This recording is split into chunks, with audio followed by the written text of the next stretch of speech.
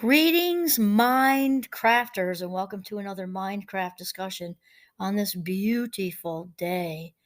My name is Kimberly Quinn, and it is my honor and pleasure to really sort of follow through on my mission, which is to help people learn to become the boss of the brain. It is so important. We are the captains of our own ships, and we once we get a sort of a lasso around our thoughts, the rest is a downhill slide. It's super, super, so much easier once we get a grip on our thinking. So today, I really wanted to talk about kind of a continued discussion, I guess, but it's leading us into a new area about the power of small wins. And as some of you know, I've been sort of immersed in Greg McCowan's book on essentialism, the disciplined pursuit of less. He has another one called effortless or effortlessness, something like that. Anyway, this is about essentialism, and I was just reading about towards the back third of the book. Gosh, it just made me think of so many things. The power of small wins, and he starts with a quote by Doug Fireball, which is says Doug says every day do something that will inch you closer to a better tomorrow. Every day, do something that will inch you closer to a better tomorrow. I tell you, I've been living this for a long time, and today I was out in the woods with little Giovanni. We were having a talk about it, also on a YouTube, sort of with a similar conversation, and it had me thinking about when way back when, like in the early 2000s, when I started writing my first book. I've written 3, and somebody said it to me before I wrote my first book. I don't even remember who. I can't even guess at who. But it was fantastic advice about just, don't wait and, to have a whole Saturday or even a whole weekend to just think you're going to knock out 5 chapters all at once. If that does happen, great, but you don't want to count on it and you don't want to wait for it. And wow, is that such good advice. She or he or they, I remember who said it, said just, if you write down, if you start with a title, you get a paragraph. You're in the car, you have a little recorder thing. You can just say, oh, I just had this idea. Don't worry about the grammar. Just, the bullets in the bowl. Just speak into a recorder if you're driving or on the move, or if you have a little notebook in your pocket when you're in the house or something like that, at work, whatever, to just write down your thoughts. And because it's about all these small little moments of effort. These, I like to call them breadcrumbs. I got that from somewhere, but I don't remember where. Because really, it's about the breadcrumbs. And this was fabulous advice because 3 books later, that is how they got done. They got done by making by small wins. If one of the kids were napping, um, or it happened to be a rainy day, and you just had that chance to, maybe they were just, reading quietly or something like that, and you got the chance, or maybe, uh, my husband's parents came to visit and they took the kids out for the day. That's a chance. And you just kind of grab it where you can, or early morning before the house is up. That's usually how I get things done, honestly. But these small wins, these breadcrumbs, are really the ticket to the large scale successes, not these grabbing for the stars, wait to do and I'm just using the writing example because that's easy for me. It can be whatever. You're just you're trying to do a startup business as an entrepreneur. Making that first phone call counts. That's really what we're talking about. Getting a scratchy outline that's, with just kind of thrown up on the paper. Just fill in the blank with whatever it is. But it's when we have these ideas, we're just gonna, grab it all and have some big knockout outcome that usually doesn't go that way. Not that it can't, but probably it won't. The biggest successes happen from, sort of emerge from the trail of breadcrumbs or small wins. And then Greg McGowan shares with us this piece. He says, research has shown that all forms of human motivation, the most effective one is out of all the forms of human motivation, the most effective one is progress. Why? Because a small concrete win creates momentum and affirms our faith in our further success. In his 1968 Harvard Business Review article entitled One More Time, How Do You Motivate Employees? Among the most popular Harvard Business Review articles of all time, Frederick Hertzberg reveals research showing that the two primary internal motivators for people are achievement and recognition for achievement. People have such a thing with like that that's so bad. If it's authentic, you're authentically recognized. I think that's fills us, lifts the spirit, fills us, feeds us, whatever, all of it.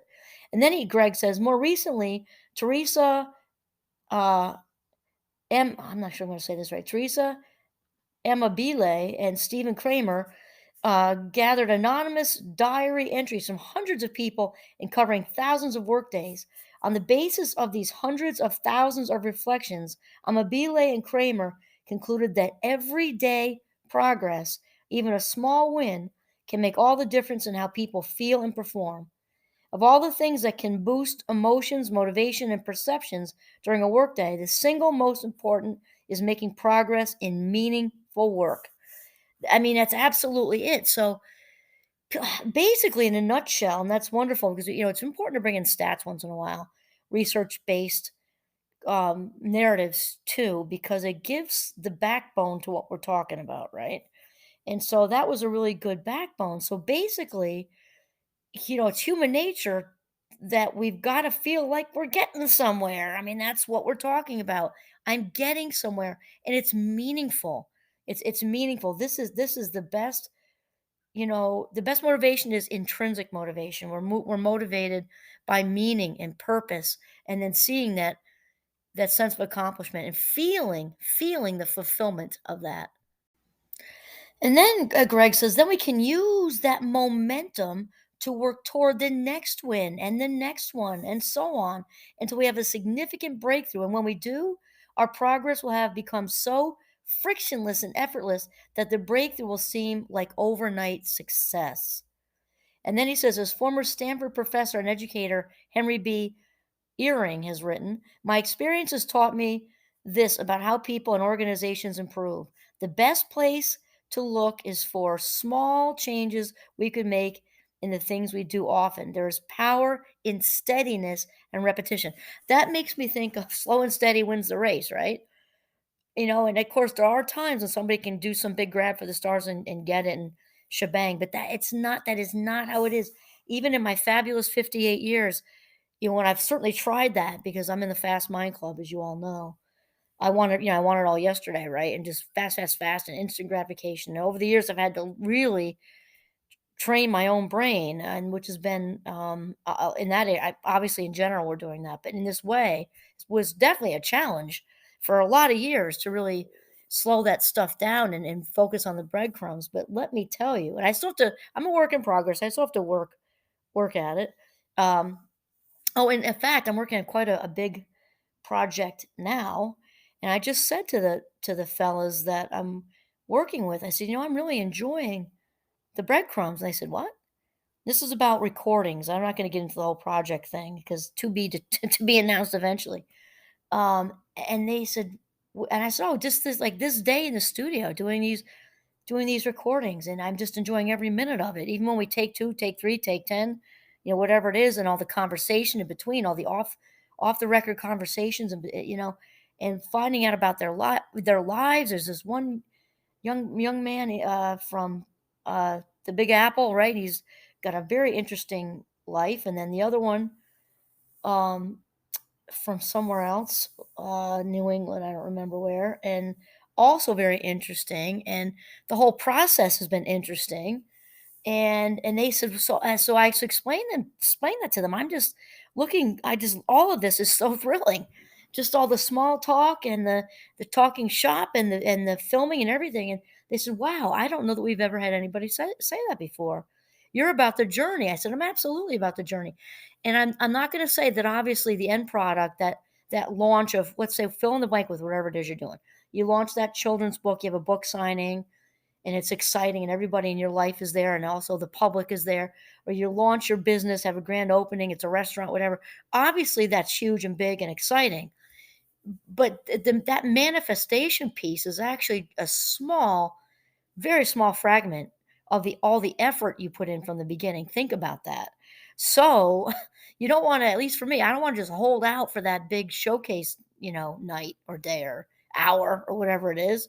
It's all the lead up. Kind of like when I did my I when I did both TED Talks, it was so enjoyable the whole way along, and part of that, no, it was not in the pandemic, it was right before.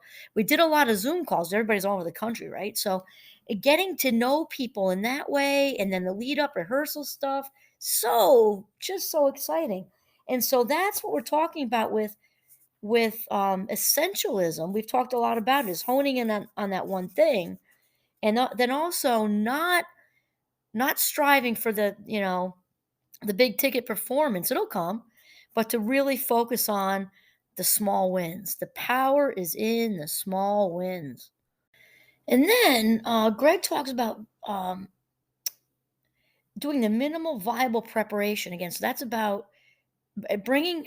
This is actually me saying this right now too, about the bringing success. He is too, bringing success to each thing you do. So that's my intention typically on any given day, is to bring success to everything I do. So it means if you're doing one little itty bitty piece, focus on that like that's the end product.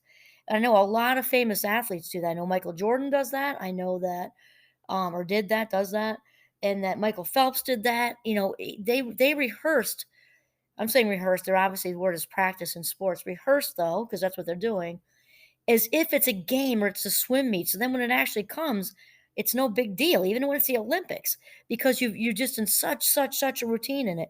We're gonna get to that probably in a later episode too. But for me, um, it's super important to really do a mental rehearsal for that when I wake up and then before I go to sleep, to really, even just when you're lying there dozing off, picture whatever it is already happening, whether it's your startup or it's your this or your that.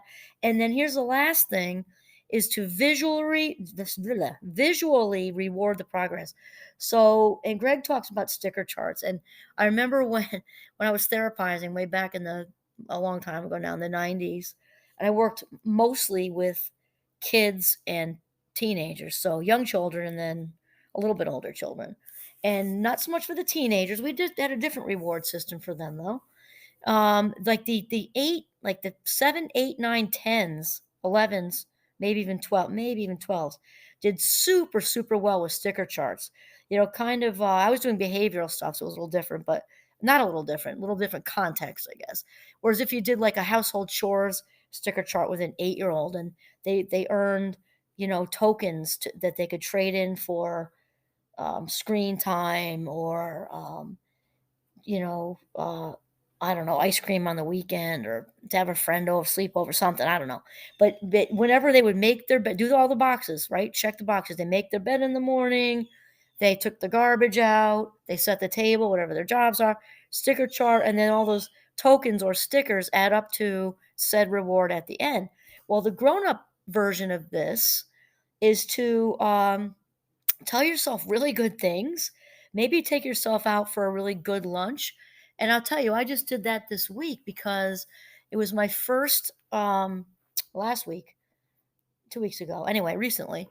It was my first big scheduled production with recording session with this group I'm working with, and they were wonderful. I wouldn't say I was nervous. Of course, I was a little bit nervous, but I would say more excited. And to the body, it doesn't know the difference. I was just so super excited, and it went very well, and it went very well, very well. And at the, I just kind of then I was just overtaken. I don't do this a lot. Not that I'm above burgers. I love burgers actually, but we watch that stuff because it's a once in a while thing. And so I'm like, you know what? Today's the day. Today is the day to head for the king, the Burger King, right? And I just treated myself, and I had a big ass unsweetened iced tea, and I enjoyed every single bit of it. And then I just was in the Jeep singing to the Rolling Stones and my favorite band, and just totally celebrated that win, and it actually wasn't perfect. We're not talking about perfect. There's no such thing. You're better off dropping the F bomb than using the word, right? But it went really well. So if it wasn't an A, it might have been an A minus. At the least, it was a B plus. It was a really good first, and I celebrated it because I was just so authentically joyful for the opportunity, and for how well it went, and to work with such wonderful people. They're really personality plus, and it felt meant to be. It felt great and very much worth celebrating.